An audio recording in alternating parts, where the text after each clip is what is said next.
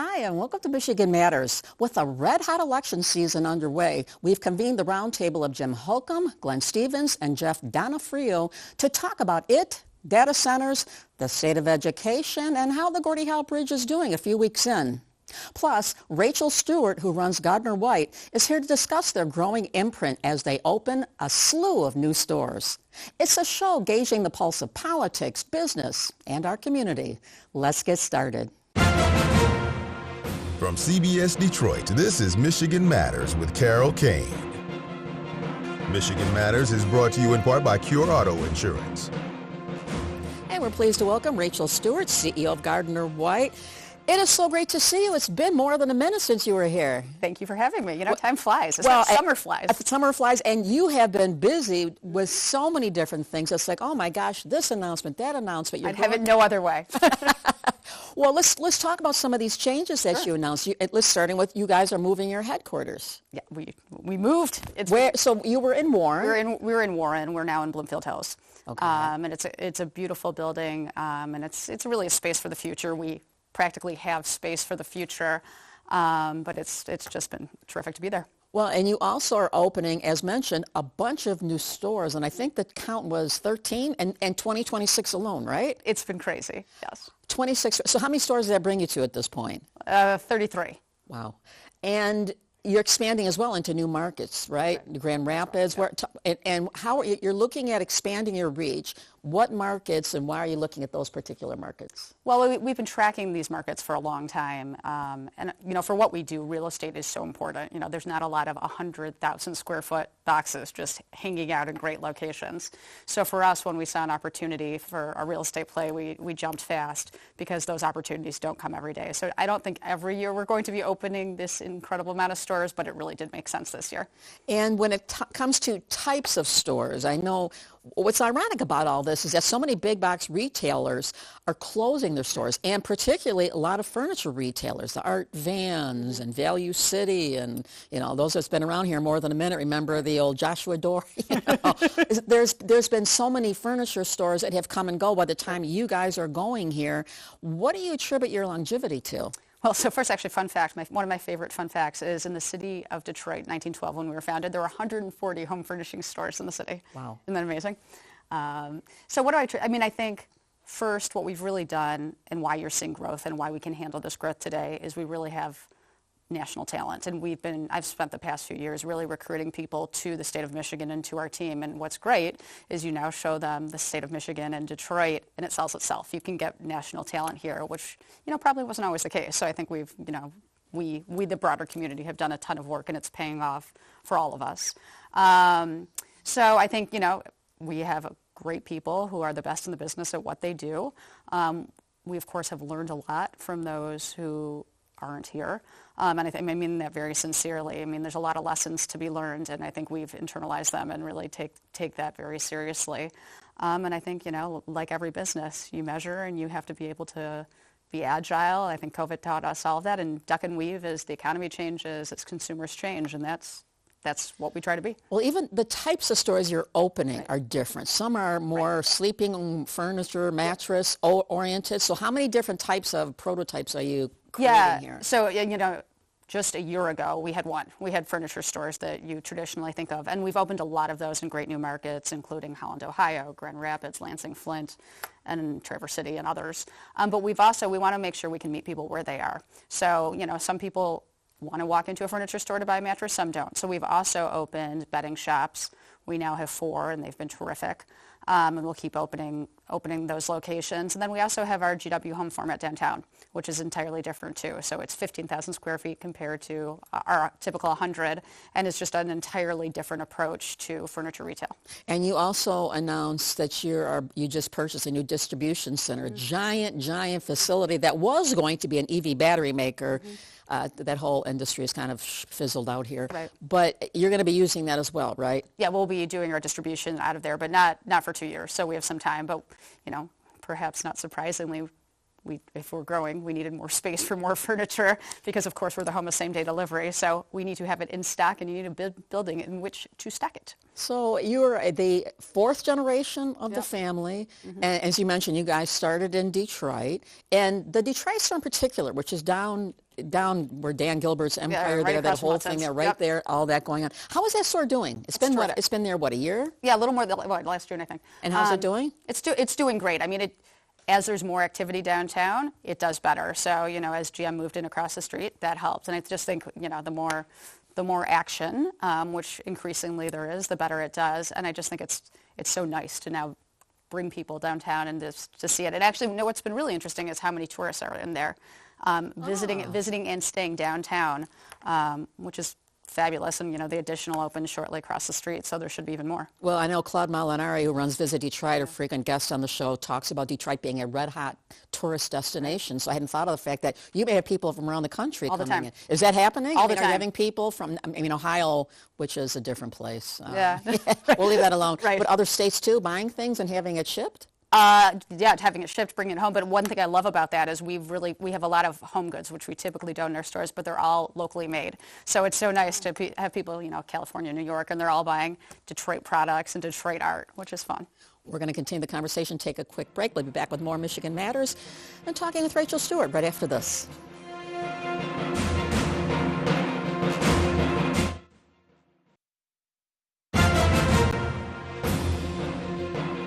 Welcome back to Michigan Matters. We're talking with Rachel Stewart, CEO of Gardner White, about her growing company. I'm going to think 2026 has to be the biggest growth year of your 114 years, right? Yes. Okay, wow, what an accomplishment here. Well, one of the things you guys are doing is getting more into the, if I want to call it experiential form of retail and customer Exactly what I would service. call it. Is that what you, okay, good. So explain a little bit more about Sure. what it is you're trying to get into here. Well, retail, I think, for retail to survive and thrive, it has to be exciting. And you have to give people a reason to get off their couch and come into a store. And we spend a ton of time thinking about that, how to create the best experience and really inspire people, because I think everyone wants a beautiful home. It's hard to create. So we've done you'll see in our new Novi store that opens on the 20th. We've spent a ton of time and we'll continue innovating there with technology and design, but then also we're offering free design services, which I think is great because, again, everyone wants a beautiful home. No one necessarily knows how to put it together. And I think historically people have thought that's really unattainable, and it shouldn't be. I mean, you can make a beautiful home at truly any price point. So we're offering the services to bring that, not just in our Novi store, in all of our locations. Oh, that's interesting. Interesting. Well, speaking of building, People need help. Yeah, including me. Really. Well, and you can go online and look and figure it out, but it's not. Or go to AI to help create. What would you do with this? Yeah. But to have someone there who can see, who has real world experience at doing this, makes the difference. Well, and also there's so much that's happened in furniture to just make it more practically useful. Yeah, that's a good point. There's embedded technology, so you can actually work from all these different locations. There's performance fabric that I think someone would be insane not to buy. So there's stuff. You also, besides your role at the company, the family company, you also are really involved in the community and leadership roles, including you're working on something called Bring It Home, along with the Children's Foundation of Michigan with your pal Andrew Stein, which is all about literacy and development of language and stuff. What is this? Well, so we felt like we were doing a ton in the community, but it wasn't one specific thing. And I think I really want to look back and say Gardner White did this, which you can't if you're doing 20 different things. I mean, though they're all very warranting. So we worked with the Children's Foundation. We knew we were going to focus on families and children. Yeah. That's always our thing. But we worked with the Children's Foundation to identify what was that thing. And where we landed is there's not enough resources and focus on children 0 to 5, making sure they're school ready. And there's a ton of different embedded issues there. Yeah. So over years and years and decades, Gardner White is going to focus on making sure every child in the state of Michigan is school ready. This first year, we focused on literacy specifically. So when you purchased anything in a Gardner White store, we donated $50 to the Children's Foundation. We committed at least $500,000, hoping it's more. It's still ongoing in the Grand Rapids market. And then we will work with the Children's Foundation to distribute the funds to deserving nonprofits in all the communities we operate. Oh, that's great. Well, you also, too, another thing out of all your community things, the granddaddy of what you guys are doing has to be America's, I'm trying to get this right. Tony and Michael's a little crazy. I can do it for you if you'd like. Tell me, what is it again? America's Thanksgiving Day Parade, presented by Gardner White. I hear it every time and smile. Got it there, yeah. So, and this is a huge year, the 100th anniversary. The granddaddy of them all, yeah. No, and I mean, I only know part of what Tony is up his sleeve, but there'll be a lot. Well, and I know you guys always do something. Any big changes or things planned for that 100th anniversary? Are you guys coming up with a new float by chance? We most certainly are. Do you ride on that float? I do. It's great. Oh my gosh, it was such a great day. It is such a great day. Well, and I know, that's something that really is important. The arts, the culture, the coming together during the holidays is an important thing. I know we can't leave here without talking, and part of the conversation that's so important to you, education and young people here. That's it. We know Michigan is like 44th in the country in terms of where it ranks in education. Yep. We could talk for the next 2 months about this and probably still not get at it all, but if you could wave a wand to have one thing happen to improve it, what would you do here in Michigan to raise the... I mean, I'm going to give you the least sexy answer of all time, but governance matters. And I think we are very outside the norm in what we've seen in best practices and how we govern in education in our state. And we're looking at the results. I think we desperately need change there. And we don't need to reinvent the wheel. There's other states that have done this well. We've heard a lot about the Mississippi Miracle. There's things that'll be different in Michigan, but it's time. We need a sense of urgency with this, and including the governance. Yeah. My last question here to you is this.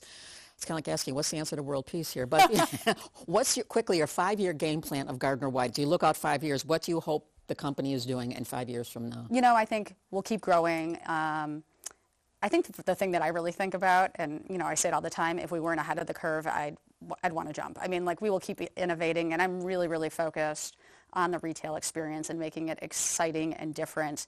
And I'd say, I spent a ton of time traveling throughout the country to really find the best practices.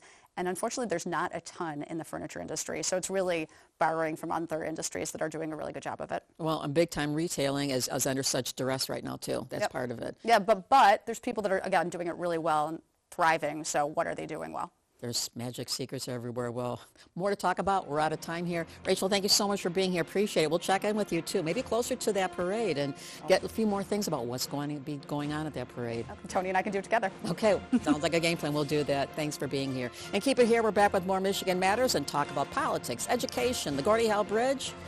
I don't know. What else? Data centers, maybe? All right. We'll think about it. Okay. Don't touch that dial.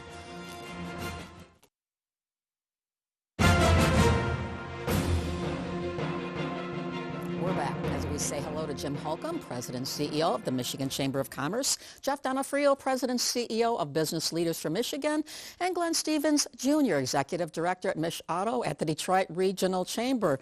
Morning, guys. Great to see you. Great to be here.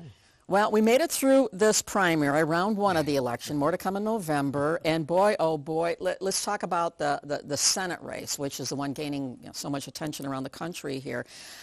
How do you see that race and the residual as far as what's going on here in Michigan with the election season as we go to round two here, and then with the eyes of the country on us? Well, it's only a couple segments, short segment, not an hour. So we're going to see, and we're going to find out. And we have very disparate ideologies right now in our country, and that play is playing out. I do want to give a shout out to Congresswoman Stevens for, I think she's been a class act after the election, and I think she's a unifying type of force. So that was nice to see, too. But we'll find out. Any thoughts on the Senate race as far as residual here in Michigan? I think you have a positive, as Glenn said. We have a real choice now, and voters have a choice. They have to be engaged. They have to be active. All of us, and you, Carol, we've talked about civility and the importance of civics in our daily life. And now it's incumbent upon voters. Well, take a look, evaluate what you want, cast a vote. Want to weigh in? I'd say, just buckle up for the next 3 months, right? Hundreds of millions of dollars. That may be the understatement of the day here. Other race, too, is the governor's race. I don't know the last time we had a wide open Senate race and a governor's race, and this may be the first time. Do you guys know offhand? It's been a long time. So we've got Jocelyn Benson, Democrat, against John James, Republican. He announced his lieutenant governor candidate. Jocelyn Benson is doing the same. Again, it's teed up here, and as far as what goes on in terms of leadership of our state, what are you expecting here? What are people going to be looking from? I think breaking through the noise is going to be really hard this year because of the nationalization of these elections and what have you. But really, they spoke to an audience that was primarily, their base. Now they've got to shift to something that is all Michiganders. Mm-hmm. How do you address affordability? How do you address, and affordability is two things. It's cost, but it's also jobs and opportunity and the income that we have. Mm-hmm. That's really got to be the basis of what they're going to govern on. So how do you connect with voters around what they're feeling right now as the top issue? one of the top issues that I heard in every single election, every debate that has taken place, Jim, and your organization is weighing in on this, is data centers. Absolutely. How to handle them. Obviously, there's economic development tied to it, but at what cost to the community, rising prices potentially with energy and water usage. And your organization did a study on this, right? Yeah, we did. Public sector consultants did. And our basic question was, our founding question was, how do you do this responsibly? Communities across Michigan are asking a lot of important questions. How do we use our resources? How do we protect customers? How do we make sure we do this so a way it benefits all of Michigan and not just certain segments? And this is where leadership is going to matter, and that's why these gubernatorial candidates matter. What is their vision for Michigan? How are they going to handle challenging issues? How are they going to bring people together so that we actually solve a problem and not just kick the can down the road? Yeah, Glenn, how do you see it? Because I know with the Detroit Regional Chamber, Mich Auto, you are focused on the auto side of it, manufacturing. But with business in general, business is big and small. How do you see this whole conversation? Right. So we did a lot of polling work. We do it continuously. And we know what people want. They want transparency, meaning no NDAs. They want their rates protected. And they want to see, the incentives not be, utilized and abused. They want them to be utilized as a tool. So that's what people want. We do have to do this responsibly, community first. But Michigan also has a choice. Are we going to lead or are we going to lag with regards to technology development and deployment? And we need to lead. And Jeff, Business Leaders for Michigan represents CEOs that I don't know what percentage of the gross 40% of 40% of our state's economy. Your organization represents with the CEOs there. And coming from different points of view, for, against, how do you see this? I mean, I think one thing we have to recognize is that data centers have been around our entire lives, every single one of us. My dad worked in a data center, in the 1970s for Montgomery Ward. So it's not like these are new. They're, in fact, probably for all of our viewers out there, they're living within a few miles of a data center today. It's the scale that is different today. And so I think there's a responsible way to do that, to address the issues, as both of my colleagues have said. We've got to de-escalate that conversation, though, and get into the room and talk about that. Yeah. Let's talk about something else that has been a main conversation for the last 20 years, the Gordie Howe International Bridge, which finally opened up. Yeah, that's finally, after much consternation and back and forth. Glenn, you have been there at the forefront of the conversation for years, focusing on it, talking about it. How do you see the bridge, and now that it's open, how's it doing? It's doing well. It's beautiful. I think one of the things that we need to also understand is how high-tech and secure it is. This is one of the most modern pieces of infrastructures on the planet right now. It's enabling. This opens up commerce. This opens up people to be able to move transportation. It provides redundancy because the other bridge is still there. So that's key. It's really exciting for the region. Well, and I know, Jeff, you live downtown. I mean, and you're a bicyclist too. I know now that there's pedestrians and bike lanes, you can go over there, and there's 6 lanes of traffic. Have you been over on it yet? I haven't. I'm lining up my date, though, to get over there, to take a bike across, to take a cup of coffee and walk across. I think there's another important point that we were just talking about before the show started. Between Toronto and Tijuana, there were 9 stoplights, and they were all in downtown Windsor. So when you think about the efficient movement of commerce, of people, this actually is a huge improvement. Yeah. Well, and the other thing, we could spend the whole, next 2 years talking about this, with the trade talks going on and a expiration date on it coming up, August 19th, between Canada, U.S., and Mexico. Real quickly, you're concerned? Thoughts about that? Oh, absolutely concerned. We need to make sure that we're getting policy, that smart trade policy. It's Canada and the United States working together. What we have to do, as they said before, is we need to de-escalate some of the politics. These decisions are impacting real families and our businesses across the state. We're going to take a quick break. Before we go, I want to give a shout out to Colin Byrd, Council General, who is leaving. This is his last week. I know he's been involved. He's been on the show many times, and he's been a champion for that bridge too. So congratulations to Colin Byrd on a great career. Anything else? No. We just need strength and security when it comes to our trade and our relationships. More to say. Keep it here. There's a lot more conversation to come. You don't want to miss it.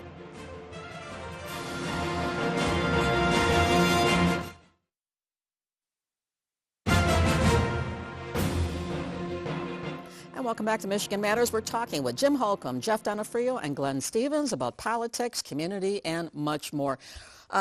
Jeff, I have to ask you, or Jim, we were just together a couple of weeks ago up in Lansing at the statewide civics bee for middle schoolers, what an incredible event that was. Oh, it was a tremendous event. You see young people write essays, come in, answer questions about our government. And then the presentation, these children were just amazing. We had hundreds of kids across the state competing, whittled it down to 16 that came to the state, and we're sending Carolyn Taylor. She's going off to the Nationals in Washington, D.C. this fall. I was blown away because the top finalists had to do presentation and face questions from panel of experts in these areas. I was blown away at the composure of this. They did not know what the questions were in advance, and they just, boom, they rattled it off. They had solutions to community problems. It was great. It's really inspiring when you see our young people. They stand up. I think we don't give them enough credit. And the work that they put into their research and their presentations, and as you said, answering questions off the cuff, they were seasoned pros. Well, Jeff, we know that the young vote is going to be an interesting dilemma and part of the equation this fall here. How do you see it as far as these races? Will they get engaged, or will all this huge amount of ads and everything else turn off people of all ages, including young people? Well, I think you saw in the primary that young people came out in big numbers too, which added to, I think, the challenges that incumbent candidates had, folks who had been part of the establishment, certainly on the Democratic side. The question is going to be, are we able to build trust, though? You talk about the civics conversation, you talk about what we need to do to actually change Michigan's trajectory. We have a trust deficit. Yep. And unless we can figure out how to work with each other, how to listen to each other, it's going to be hard to actually solve problems for the long term. Glenn, conversation you and I have had for many, many, many years, we won't say how many, a long time, is STEM, education, having talent needs here. And the whole conversation about talent and improving Michigan where we're at here, this has been important. How critical do you think that question is going to be in these elections coming up here? Do voters care about this? They do, and particularly young people, because we're a 10 million population state, aging demographics, aging workforce, and if we're going to grow, we're going to need people from all walks of life and all places, but we're going to need core youth to want to be here, to want to believe in this state. Yeah. Have all these efforts, Jeff, with population, trying to keep people here after graduating, bring them in, do you think they're having any positive churn? I mean, we do see growing population in places like Detroit, Grand Rapids, in the state overall. We have to be careful because immigration was such a large portion of our population growth over the last few years. How do we make sure we have communities people want to move to, though? And that starts with opportunity. You're not going to move to a community without a job for very long. You've got to have an income. And then how do you make sure that you have a place that is walkable, that you can walk across the Gordie Howe Bridge, you can have that regional transit that was such a good win this last election here, too. Oh, boy, there's much more to say about it, but I know we're running short on time. But before we go, I wanted to make a point in this week's Kane commentary before we sign off here. Message to Michigan mainstream moderate Democrats. You all have a fight on your hands, and it's not with the Republicans. It's within your own party. We live in a democratic society, and your party voted Abdul El-Sayed as its nominee for the seat being vacated by Gary Peters by the narrowest, and I mean narrowest, of margins. While the joke going around party insiders is, given the votes she likely took from Haley Stevens, Mallory McMorrow should be in El-Sayed's will. His victory has put the party here and nationally at a crossroads. When I said last week during our coverage of El-Sayed and that he was virtually everywhere, it wasn't an endorsement of his candidacy. I was merely making the point that this is going to be a flashpoint race. I'm not sure El-Sayed's politics works in a statewide head-to-head race with a Republican, but you know what? We're going to find out. And for those Democrats seeking to blow the lid off current party politics, I'm sure they hope so. But you know what? Folks, and this is just the truth, I'm talking to some Dems who, albeit quietly, hope they don't. Let the verbal volleys play on. And I know there's much more to say about it here, but just real quickly here, Jeff, you've been in politics, as all of you have, a long time here. How much will all races be covered given the amount of attention that will be given to the Senate race? I think there's going to be a deficit in that. So the attention is going to be on the Senate race. However, we've got a governor, we've got almost all levels of government open right now, and new leaders will be in. And we're just going to have to convene again and continue the conversation. So I want to thank you guys for being here. Really appreciate it. Great job. Thanks you at home for tuning in. Enjoy the rest of your day, and we'll see you next Sunday for a little bit more Michigan Matters.